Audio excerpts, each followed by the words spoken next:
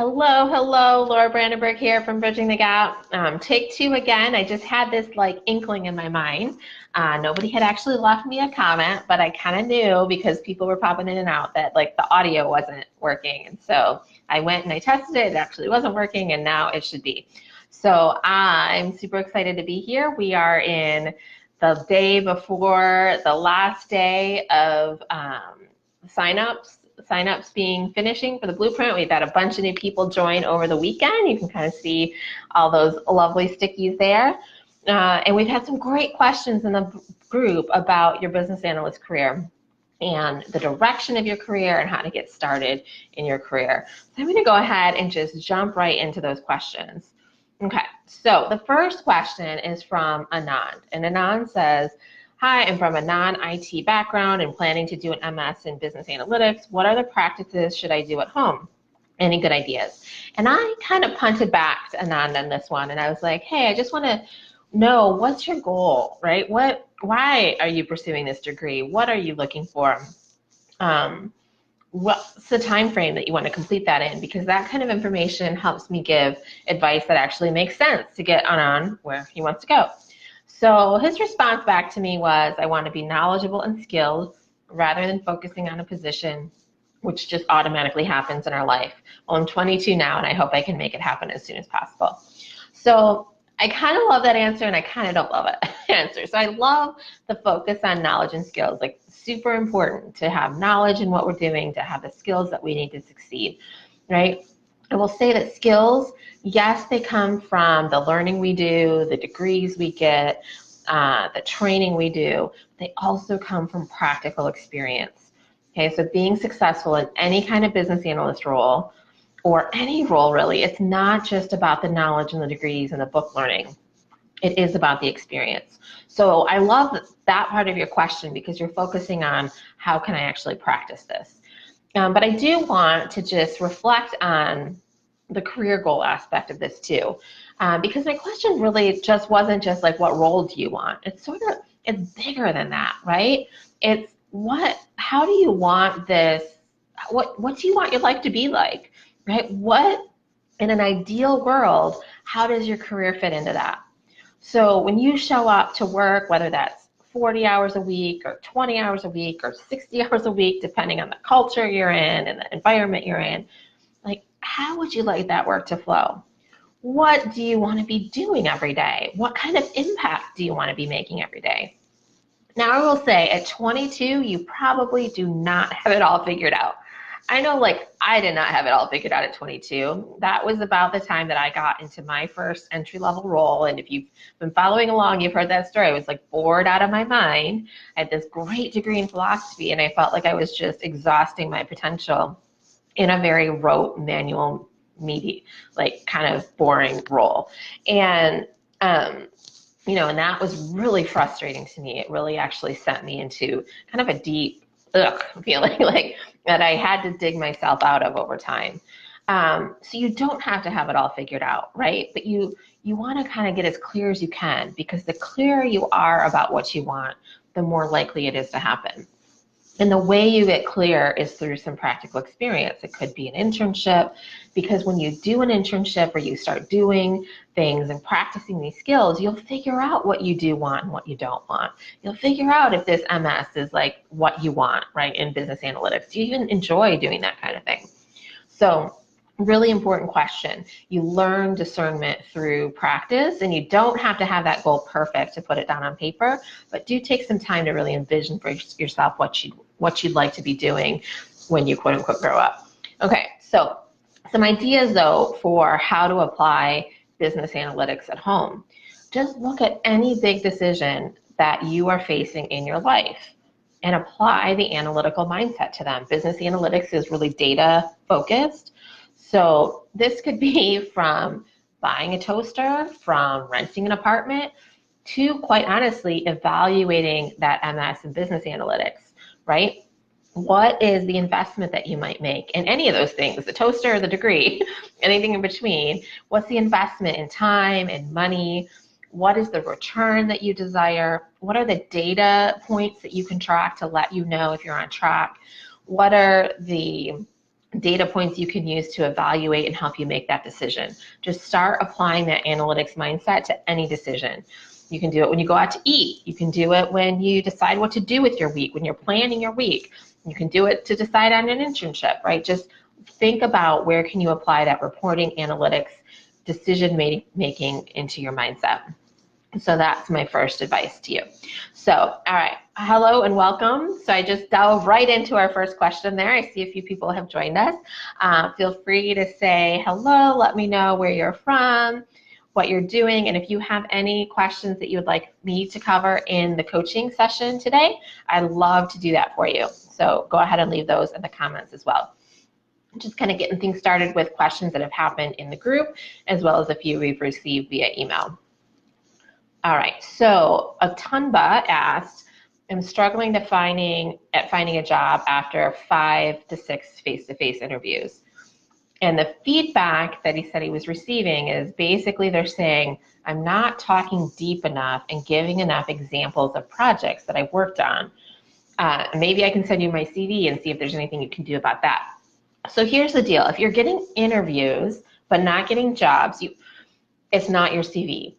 Okay, so you always want to think of it as like a process or a funnel, right? Where is the gap? So if you're getting, if you're not getting recalls for the right kinds of positions, then it's either your CV or the process that you're using to apply for jobs. But that's not the problem for you. You're getting 5 to 6 face interviews, so you're set there. You're getting the interviews, you're not getting the job. So you want to look at where that gap is. And I see people do this a lot with their job search, right? So, you could spend hours rewriting your CV. That's actually not going to help you go from interview to job offer, right? It's going to help you maybe get more resume or more applications. But if your real challenge is in the interview, you want to focus there. So you need to be ready to have more depth with your examples. That's actually brilliant feedback. It's hard feedback to receive, but the fact that they told you you're just not talking deep enough and giving enough examples, like that's something you can work on. So you need to be ready to speak in depth. And I would just ask, like, have you padded your resume with a lot of the right terminology, but you don't actually have that experience? That would get you the interview, but not the job. So it would get you forward here, but then you're getting stuck in that interview place because you're representing yourself as having all these skills that maybe you don't have the experience in. This goes to what we were just talking about earlier. So you do need the confidence to explain what you've done in an interview in detail, not just that theoretical how-to. That's the kind of thing that employers look for and are listening for. Even if they ask you, how do you write a use case? They really want to know this person's written some use cases and handled some challenging situations. And so look at some of the nuances. How many have you written? What were some of the challenges you faced around those techniques? What were some of the challenging stakeholders that you faced? What are some of the successes you've created? Just bring some detail and context and flavor to that and be ready to talk about it, and just practice telling those stories even before you go into a job interview situation. And if you actually need that experience, then you need to go out and start doing the things that you have listed in your resume and getting that experience, whether it's in a nonprofit situation or in your current work. And so there you're actually building the experience. And just while we are talking about CVs here, I do want to mention that we did just add a bonus training session to our Blueprint training program, which registration closes tomorrow.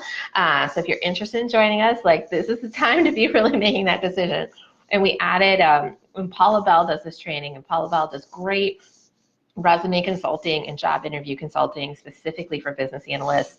And she does a training to show you how do you actually put what you learn and do in the Blueprint into your resume. And it's the same kind of process to think about, how am I going to talk about this experience in the job interview? And we get very practical about how to take everything you've done and use that in your job search, because we've just been hearing a lot of, I'm thinking about this, but I'm really looking for a BA job. How can I make sure I actually get the BA job? Out of integrity, we don't make job placement offers. We don't promise that we'll help you get a job, but we do want to give you some resources to help you get that job. Okay. And I see a like there. I know there's so many training providers, honestly, providing like job placement offers and things that to me just seem like there's so much that goes into securing your next position, and there's so much that we as a training provider cannot control for you. So it's just, I have a healthy dose of skepticism about some of those claims. Okay. And just as I mentioned, we feel free to let me know where you're from, who you are, who's here. It doesn't show me names. I just see like the number that we've got quite a few people on live. And if you have any questions for me, feel free to get those into the chat comment box as well. All right. Let's see. So final question I have from email about general career coaching, and then I have some questions about the blueprint as well. And actually a really great question. It's from David. And David says he's looking at possibly moving into functionalist analyst roles for IT projects. And one of his concerns is work-life balance and travel. So I'm currently trying to figure out if it's realistic to expect work-life balance for these projects, or if I should stay away from IT types of roles. They also seem to require some SQL. He's comfortable with that. Just as some background, David has improved some accounting processes and documented a few as well. Also has some experience on SAP implementations and on the user accounting side of things, so testing, mapping reports, SME. And I'm actually working on an ERP project in my current role as well. And I just moved into the PMO group to work on our new Oracle Fusion Power Plan implementation, and will be an SME as well there. So, I mean, also as a question about where to focus. I would just love to hear in the comments if anyone here thinks that David might actually already be a business analyst. So I'd love to hear your thoughts on that. I will, of course, share my thoughts on that. And his other question, it was quite a long email, was either way, I'm trying to find the best way to break into the profession. I feel I have a ton of transferable skills, and at this point, I'm just trying to decide on what route to go: business process analyst, SAP functional analyst, data analyst, etc., and whether to go contract or full-time. So lots of questions there, and I can speak to a few of them. Work-life balance is a big one, right? Yes, in general, BA roles tend to be more balanced than, say, pure technical roles, even when you're on a technical project as a BA. And that's just because you tend to do more of your work up front, and so you're not at that final deadline crunch. Now, that's not to say that BAs don't have stressful roles sometimes, and they're not like under the gun for requirements always at the last minute. It really depends on the role in your organization and the culture of your organization, right? And really, any role has the possibility of having the work-life balance that you want. It really, again, it depends on that company culture. It also really depends on the personal boundaries you set and create. So I would, just like I recommended to Anand, like recommend you get really clear on what that means to you. What does work-life balance mean to you? What time do you want to go home every day? What events maybe for your kids do you want to be available for? What do you want your weekends to be like? Are you okay working a few hours here and there on the weekends, or do you want them to be completely off? What do you want the response to be if you don't reply to an email at 10 o'clock at night? Just that's actually kind of a negative way. But like if that happened and you came in and responded to it at 8 o'clock in the morning or 9 o'clock in the morning, like how do you want to feel about that? Right? So just lay out for yourself your ideal flow, and then seek out roles that support that and companies that support that, and just go in with the confidence that it's going to happen. As far as the direction, what I would recommend there is like you are really breaking into the BA profession right now. Like this role in the PMO, you're calling it an SME, I would just start considering yourself a business analyst. Right, unless there are other titled business analysts and they would start to see you as stepping on their toes. And if so, then just partner with them and see how you can help them. But start acting like a business analyst right now. Connect with the BAs in your project, connect with the project managers on your project, apply the training that we've been going through as we've opened this session on how to analyze the business process, how to use cases and wireframes, like all the techniques that we're going to cover in the blueprint, but that we've also covered at a high level in the free training. Like start applying those right now in your current work on this project. And so, that's how you define the role right now. Don't think of this as something you have to figure out and then go after. If you're really looking to get outside your company for some reason, you are going to see the most leverage in leveraging your SAP experience, your accounting expertise. So look for BA roles on similar types of projects like that. But again, you need to think about what's important to you, what do you enjoy doing, what of the skills that we've been covering in the free training are most appealing to you, and go after roles that define those. Okay, so there's a certain thing I can give you, like where's gonna be the easiest path, the path of least resistance, given your background. But you also need to add your flavor of what do you really want in there as well. Okay, great question. Hi, Sean. Welcome, welcome. Thanks for saying hi. Welcome, and thanks for jumping right in. I have a few questions that I've received about the Blueprint that I'm going to answer.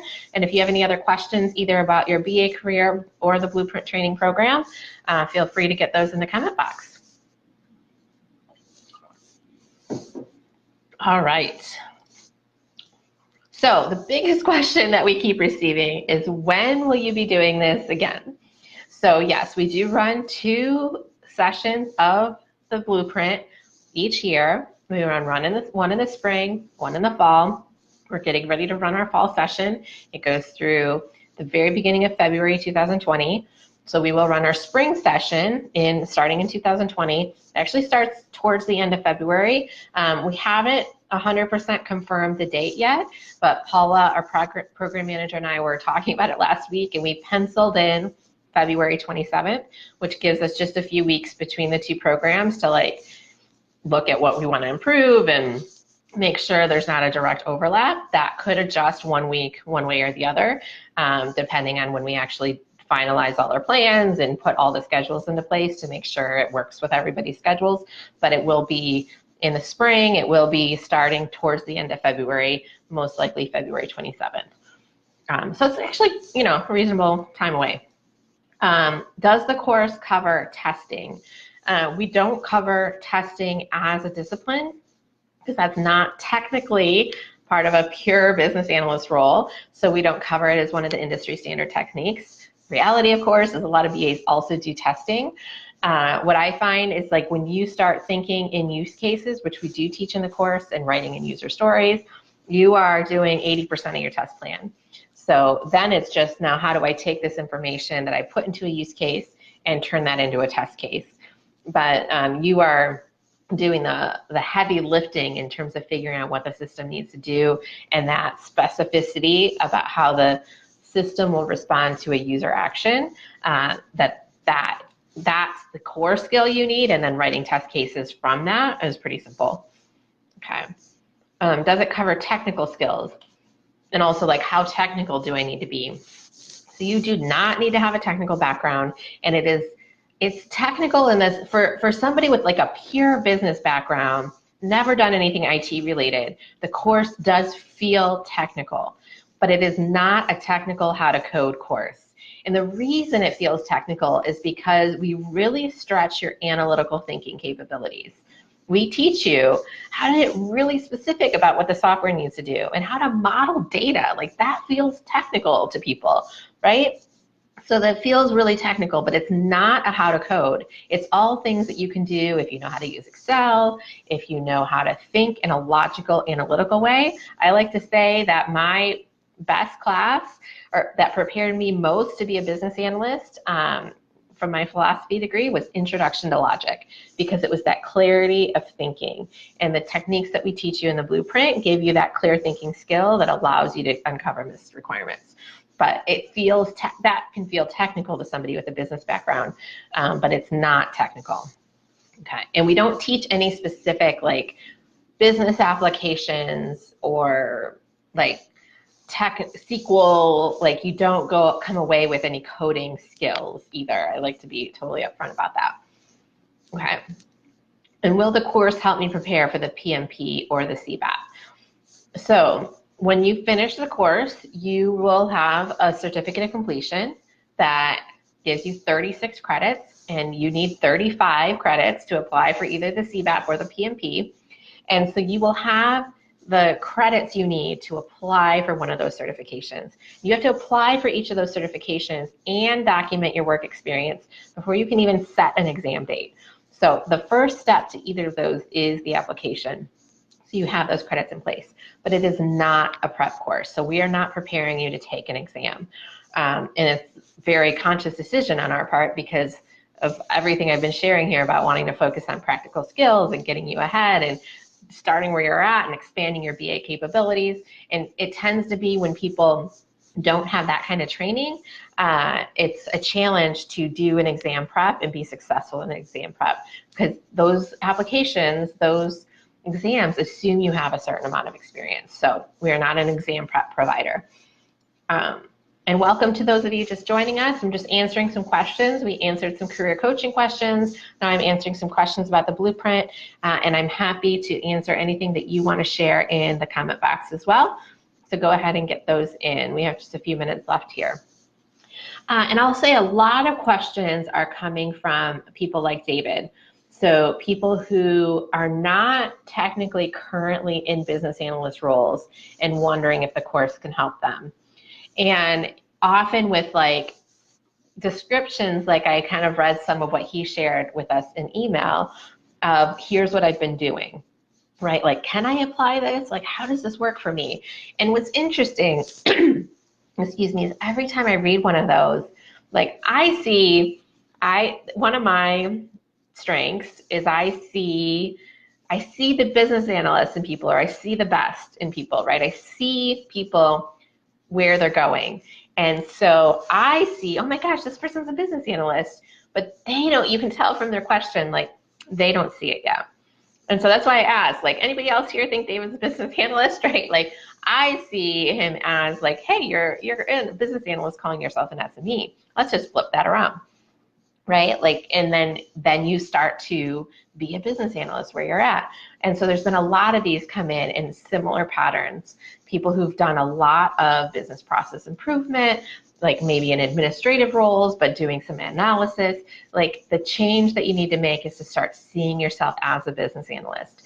And the program does help you with that because we see you as a business analyst and you start doing business analysis. And then you get the feedback from instructors on your work as a business analyst. And often as you start to do that, everything that you've done up to now that has created this, like me seeing you as a business analyst, becomes manifest for you. And you start, people around you start to see it, you start to see it, you step into your confidence around it, and that's what pushes you forward.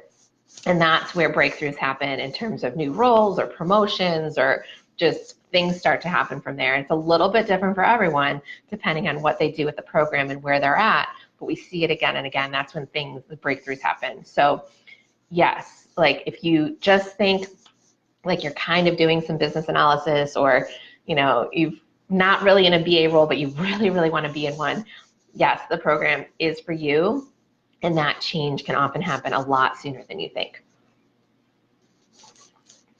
And it's because you got people like me and your instructors holding space for you, saying and showing you and reflecting back to you, like, yes, this is what you're doing is business analysis, or, there's this piece here where you need to be a little bit more clear and you need to work on this kind of skill here. I really advise like looking at that in more detail. And so you get that like nuanced view because somebody's seeing your actual work with a very strong BA hat on. All right. So that's the questions I had so far. Let's see if anything else has come up recently. I think, those are the big questions. When is the next session? Is this for me? And we get a lot of questions of, is this for me if I'm more senior as well? And that's where like, this is really an individualized program. So I focused on here because the questions that have come in here are more around getting started. And then we can talk about that. And somebody's like, oh, I've actually been doing this for a long time. Like, is this for me too? And that's where I'll share stories like Manzoli's and Annette's that I've talked about here and shared in the group, who were much more experienced when they joined. And they got either to a senior level role, or like Annette went from a lead role to a manager level role because they were experienced, but still kind of a little bit uncertain and their practical application of those everyday skills. And it took them to the next level as part of certification plans and as part of growth plans. Adeleki says, what is the day-to-day training approach for the Blueprint? Great question. Yeah, so the program starts Thursday, and as soon as you join, which you can join now, tomorrow is the last day to join. So Tuesday, September 17th, that's, let me look at my calendar, is the last day to join. And you get immediate access to our program introduction, walking you all the way through how to get the most use out of the program, as well as your first set of video training materials. All the materials are in video, audio, full text transcript, and you get checklists, templates, or swipe files, kind of whatever you need to use to apply that material. And so we break the blueprint up into 3 modules. So there's business process analysis, use cases and wireframes, and data modeling for business analysts. And each module lasts about 6 weeks, except for data modeling. It goes over the holidays, so we extend it out a bit. But in those 6 weeks, the first 3 weeks are focused on going through those initial materials, choosing what example you will use to apply those materials, getting your initial questions answered, and drafting your initial models or holding a stakeholder meeting if you need to, like actually doing the work of applying that. And then 4th week is pulling that all together and finalizing your workbook to submit for instructor review. So 3 weeks of new content, questions about that content, drafting the pieces that you would use to apply that content, then a week that allows you to just finalize everything up and submit it for instructor review.